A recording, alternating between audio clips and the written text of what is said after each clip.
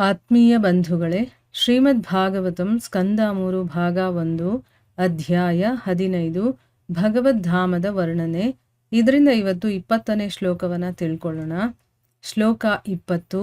ಯತ್ ಸಂಕುಲಂ ಹರಿಪದಾನತಿ ಮಾತ್ರ ದೃಶ್ಚೈರ್ವೈದೂರ್ಯ ಮಾರಕತ ಹೇಮಮಯೈರ್ವಿಮಾನೈಃ ಯೇಷಾಂ ಬೃಹತ್ ಕಟಿತಠಾ ಸ್ಮಿತಶೋಭಿ ಮುಖ್ಯಃ ಕೃಷ್ಣಾತ್ಮನಾಂ ನ ರಜ ಆದಧುರುತ್ಸ್ಮಯಾದ್ಯೈಹಿ.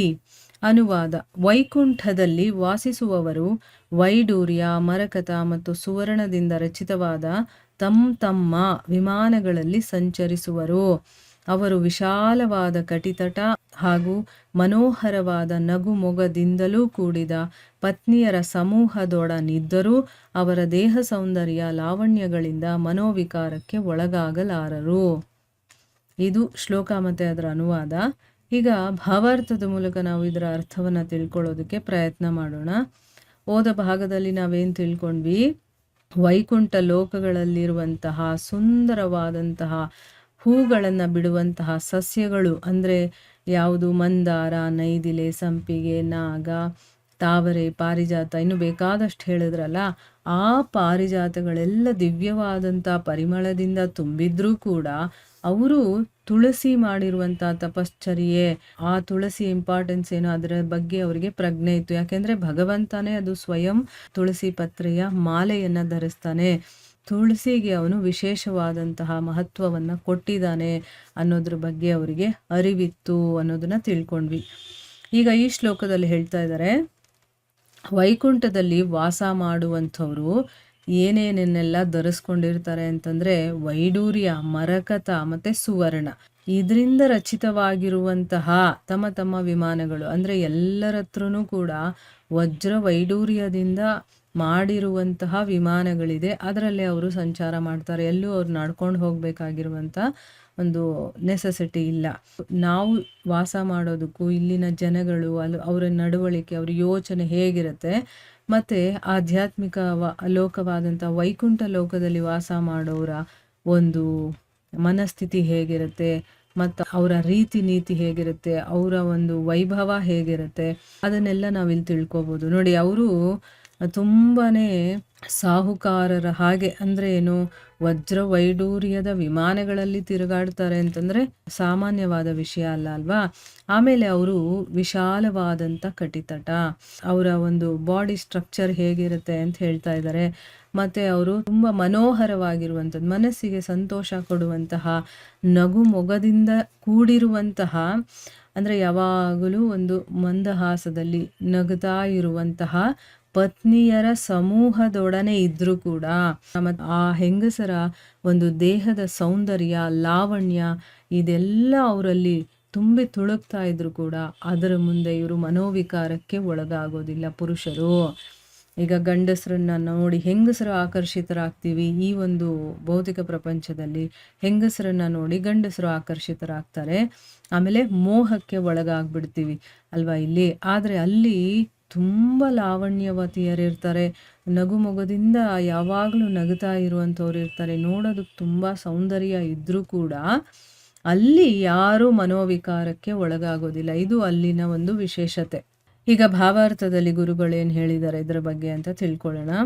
ಪ್ರಾಪಂಚಿಕರು ಭೌತ ಜಗತ್ತಿನಲ್ಲಿ ತಮ್ಮ ದುಡಿಮೆಯ ಪ್ರಭಾವದಿಂದ ಐಶ್ವರ್ಯಗಳನ್ನು ಸಂಪಾದಿಸುವರು.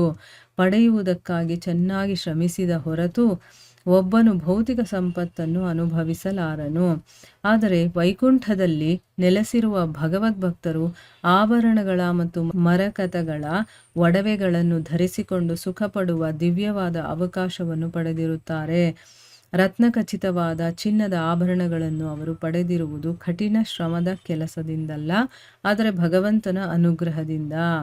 ಅಂದರೆ ಅರ್ಥ ಏನು?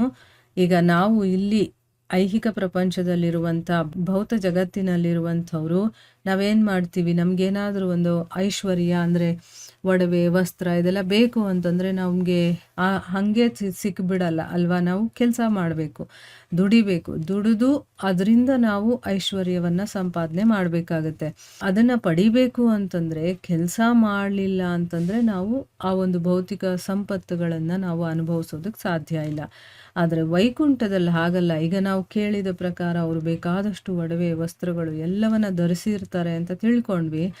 ಆದರೆ ಅದನ್ನೆಲ್ಲ ಅವರು ಕಷ್ಟಪಟ್ಟು ಗಳಿಸುವಂಥದ್ದಲ್ಲ, ಅಥವಾ ಶ್ರಮಪಟ್ಟು ಅವರು ದುಡಿದು ಅವರು ಪಡ್ಕೊಂಡಿರುವಂಥದ್ದಲ್ಲ. ಅದೆಲ್ಲ ಭಗವಂತನ ಅನುಗ್ರಹದಿಂದ ಅವರಿಗೆ ಸಿಕ್ಕಿರುತ್ತೆ. ಅಂದರೆ ಆ ಎಲ್ಲ ಒಡವೆ ವಸ್ತ್ರಗಳು ಏನು ಬೇಕೋ ಅದನ್ನು ಧರಿಸ್ಕೊಳ್ಳುವಂಥ ಒಂದು ಅವಕಾಶ ಅವರಿಗೆ ಸಿಕ್ಕಿರುತ್ತೆ. ಅದಕ್ಕೆ ಅವ್ರು ಶ್ರಮ ಪಡಬೇಕಾಗಿಲ್ಲ. ಬೇರೆ ಮಾತಿನಲ್ಲಿ ಹೇಳುವುದಾದರೆ ವೈಕುಂಠ ಲೋಕದಲ್ಲಿರುವ ಭಕ್ತರು ಅಥವಾ ಈ ಭೌತಿಕ ಜಗತ್ತಿನಲ್ಲಿರುವ ಭಕ್ತರು ಕೂಡ ಕೆಲವು ವೇಳೆ ಊಹಿಸುವಂತೆ ಬಡತನದ ಏಟಿಗೆ ಒಳಗಾಗಲು ಸಾಧ್ಯವಿಲ್ಲ. ಅವರಿಗೆ ಸುಖಾನುಭವಕ್ಕಾಗಿ ಸಂಪತ್ತಿನ ಸಮೃದ್ಧಿ ಇರುತ್ತದೆ. ಅವನ್ನು ಪಡೆಯಲು ಅವರು ದುಡಿಯಬೇಕಾಗಿಲ್ಲ.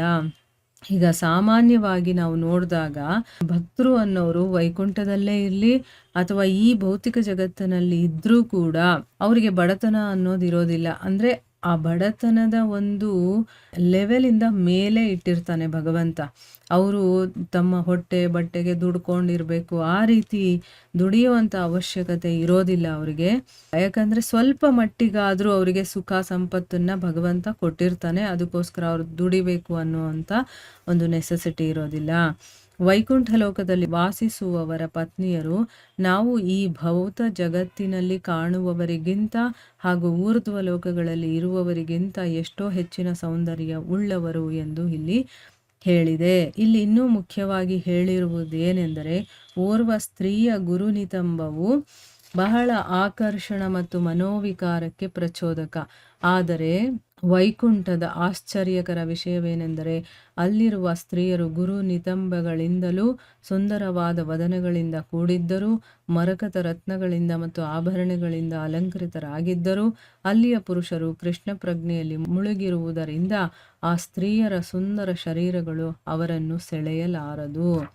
ಅಂದರೆ ಇಲ್ಲೇನು ಹೇಳ್ತಾ ಇದ್ದಾರೆ, ವೈಕುಂಠ ಲೋಕದಲ್ಲಿ ವಾಸ ಮಾಡ್ತಾರಲ್ಲ ಅವರ ಹೆಂಗಸರು ಇರ್ತಾರಲ್ಲ, ಅವರು ಈ ಲೋಕದಲ್ಲಿ ನಾವು ಸೌಂದರ್ಯವತಿಯರು ಅಂತ ನಾವೇನು ಅನ್ಕೊಂಡಿದೀವೋ, ತುಂಬ ಸುಂದರವಾಗಿರುವಂಥವ್ರು ಅಥವಾ ಇದಕ್ಕಿಂತ ಊರ್ಧ್ವ ಲೋಕಗಳು ಅಲ್ಲಿರುವಂಥವ್ರು, ದೇವಲೋಕ ಆಗಿರ್ಬೋದು, ಇನ್ನು ಬೇಕಾದಷ್ಟು ಲೋಕಗಳಿದೆ, ಅಲ್ಲಿರುವಂಥ ಹೆಂಗಸರಿಗಿಂತ ಅಂದರೆ ಇಲ್ಲಿ ಇರುವಂಥವ್ರು ತುಂಬ ಸೌಂದರ್ಯ ಯಾರಿದಾರೋ ಅವರಿಗಿಂತ ಹೆಚ್ಚು ಸೌಂದರ್ಯವತಿಯರು ವೈಕುಂಠ ಲೋಕದಲ್ಲಿ ಇರುವಂಥವ್ರು ಅಂತ ಹೇಳಿದ್ದಾರೆ.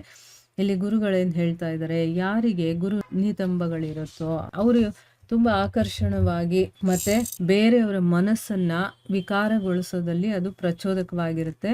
ಆದರೆ ವೈಕುಂಠದಲ್ಲಿರುವಂಥ ವಿಶೇಷತೆ ಏನಪ್ಪ ಅಂತಂದರೆ, ಅಲ್ಲಿರುವಂಥ ಸ್ತ್ರೀಯರಿಗೆ ಎಷ್ಟು ಸೌಂದರ್ಯ ಇದೆ ಮತ್ತು ಅವರು ಮುಖ ನೋಡಿದ್ರೇ ಅವರು ತುಂಬ ಆಕರ್ಷಕವಾಗಿದ್ದರೂ ಕೂಡ, ಆಮೇಲೆ ಅವರು ತುಂಬ ವಸ್ತ್ರ ವೈಡೂರ್ಯಗಳನ್ನೆಲ್ಲ ಆಭರಣಗಳಿಂದ ಅಲಂಕೃತರಾಗಿದ್ದರೂ ಕೂಡ ಅಲ್ಲಿಯ ಪುರುಷರು ಕೃಷ್ಣ ಪ್ರಜ್ಞೆಯಲ್ಲಿ ಮುಳುಗಿರೋದ್ರಿಂದ, ಅವರಿಗೆ ಭಗವಂತನ ವಿಚಾರದ ಬಗ್ಗೆ ಎಚ್ಚರಿಕೆ ಇರೋದ್ರಿಂದ, ಅವರ ಪ್ರಜ್ಞೆಯಲ್ಲಿ ಇಂಪಾರ್ಟೆನ್ಸ್ ಏನು ಅಂತ ಗೊತ್ತಿರೋದ್ರಿಂದ ಸ್ತ್ರೀಯರು ಎಷ್ಟೇ ಸುಂದರವಾಗಿದ್ದರೂ, ಅವರ ಶರೀರ ಎಷ್ಟೇ ಆಕರ್ಷಣೀಯವಾಗಿದ್ದರೂ ಕೂಡ ಅವರನ್ನು ಇವರು ಸೆಳೆಯೋದಕ್ಕೆ ಸಾಧ್ಯ ಇಲ್ಲ ಅಂತಂದ್ಬಿಟ್ಟು ಹೇಳ್ತಾ ಇದ್ದಾರೆ.